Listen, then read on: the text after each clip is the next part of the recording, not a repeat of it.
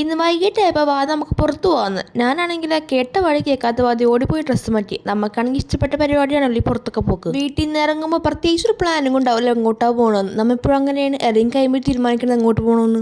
ഇന്നാണെങ്കിൽ എവിടെ ഇല്ലാത്തൊരു മഴക്കാർക്ക് തന്നെ നമ്മുടെ ഒരു ബർക്കത്തെ പോയി പകുതി ആയപ്പോഴേക്കും മനസ്സിലായത് എങ്ങോട്ടുള്ള പോക്കാണ്. മലയാറ്റൂർക്കുള്ള പോക്കാണിത്. ഇവിടെ നമ്മൾ ഇടയ്ക്കിടയ്ക്ക് വരാറുണ്ട്. നല്ല രസമാണ് ഇവിടെ വരാനായിട്ട്. മലയാറ്റൂരിലൊരു ഭാഗം മൊത്തം ഫോറസ്റ്റ് ആണ്. അപ്പൊ അതിന്റെ ഒരു ചെറിയ ഭാഗമാണ് ഇവിടെ. നോക്കിയപ്പോഴാ അവിടെ ആന വന്നു പോയ എല്ലാ ലക്ഷണങ്ങളും അവിടെ കാണുന്നുണ്ട്. അപ്പൊ അതുകൊണ്ട് അധികം നേരം നിന്നില്ല. നമുക്ക് സേഫ് അല്ല നിൽക്കണത് അവിടെ.